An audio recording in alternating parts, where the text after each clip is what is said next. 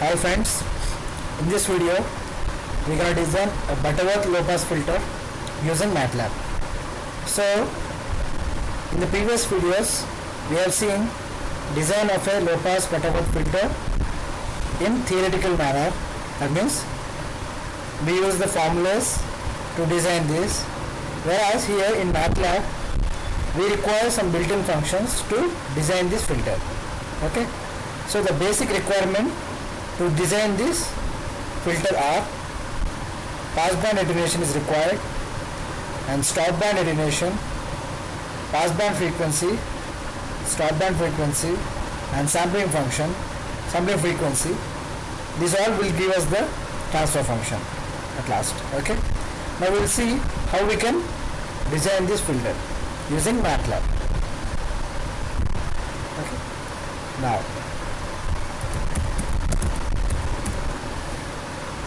the first step is, see, whenever we consider a filter response of a Butterworth filter, okay, there will be passband as well as stopband.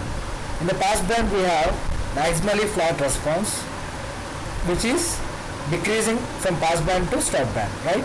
So whenever we consider a passband and we see the maximally flat response, and that goes on to the ideal response, or it will be nearer to the ideal response whenever we increase the order. Okay, for that I'll give my stopband attenuation as RP, or passband attenuation as RP, which is I mentioned as a 0.2, because I need my attenuation to be as small as possible, because that will be nearer to my ideal response. And stopband attenuation equal to 20. Okay, now I need to mention the passband and stopband frequencies. Let the passband frequency be 200 Hz, stopband frequency be some 600 Hz. Okay, now these are in Hertz, right? And I need to include even sampling frequency, the sampling frequency. So whenever these are in Hertz, but I need the frequencies in radians per second. So what I'll do is, we know that omega equal to 2 pi f, but here I consider the normalized frequencies. Normalized frequency in the sense it is omega by 2 pi. Omega equal to, or omega passband equal to 2 times fp by sampling frequency, passband frequency by sampling frequency. Omega s is stopband frequency in radians per second. This is given by fp by f. Fs divided by f, right? Okay, we got omega p and also omega s. Now our aim is to derive the order. For order, I use this.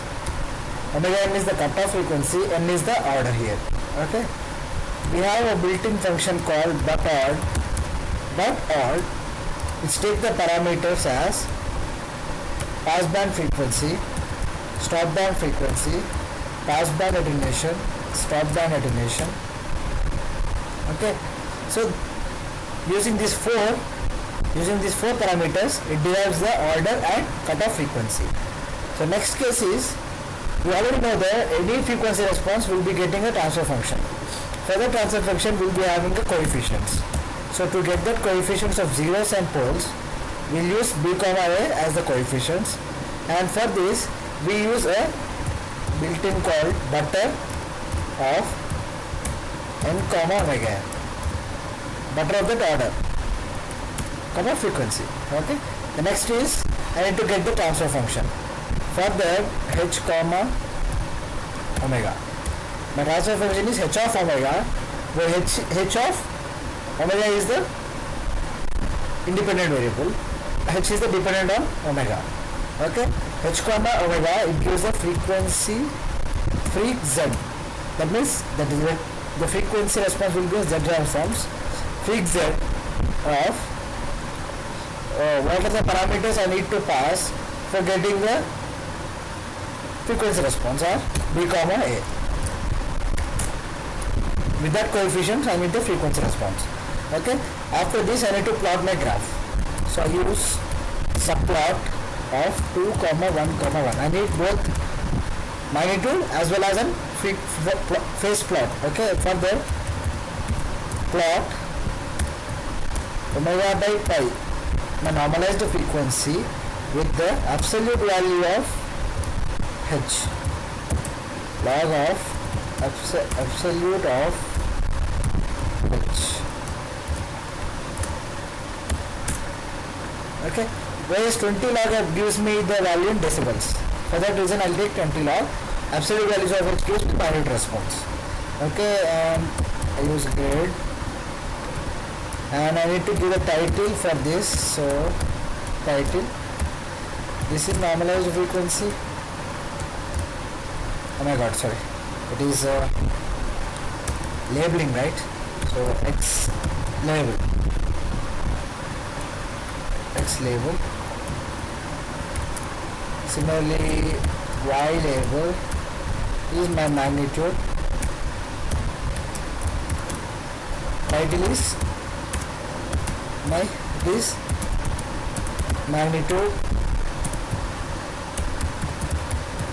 response. Okay, so this is completed. Now next is plotting the phase. So plot 2, 1, 2. Okay, and this time plotting of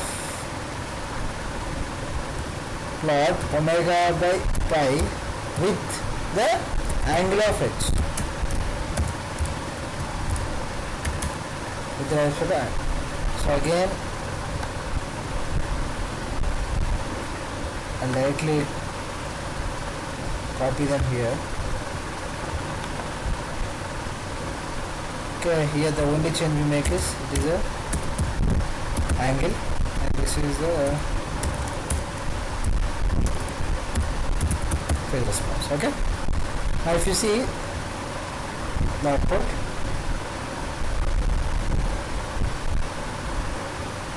so this will be my output. Okay, this is the figure. This is the magnitude response, this is the phase response. Now increasing the sampling frequency will increase the steepness of your magnitude response. That means it will be equal, getting ideal to the approximation ideal response. It will be getting nearer. Okay, see. Okay, this will be moving towards 0. Phase response will be, and the magnitude probably will be like this. And now here, for design purpose, we are given certain specifications, and if you want to know what are this, now I'll use this one. Okay, omega n is my cutoff frequency, right? So I use omega n. This is my 0.2472, and if I want to know the order, it is 4. The order is 4 here. Similarly, the A coefficients and B coefficients. These are the coefficients I get. So this is the basic design or basic elements we require for design of Butterworth low pass filter. Okay, in the next video we'll see how to design a Butterworth band pass filter, okay, and band reject filters. Now here only we can observe that only the change we can do to get the high pass filter here is, okay, this is my editor, right? So only the thing we change for low pass and the high pass is that here in this step, okay, we just add a term called high here. This gives you the response of high pass filter. Now we'll see the response of high pass filter. See, this is my high pass filter response. Magnitude is from 0, it's starting. That means it allows it attenuates the low pass frequencies and gives the high pass frequencies only. If I sample it for 2000,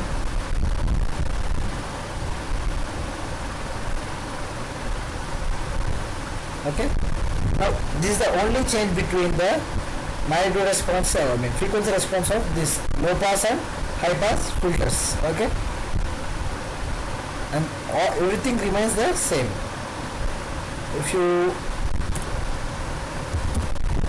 increase more the sampling frequency, it will be more steeper. Okay, So these are the frequency responses of Butterworth high pass and low pass filters. In the next videos we will see how to design a band reject and band pass filters using Matlab. That's all for this video. Thank you.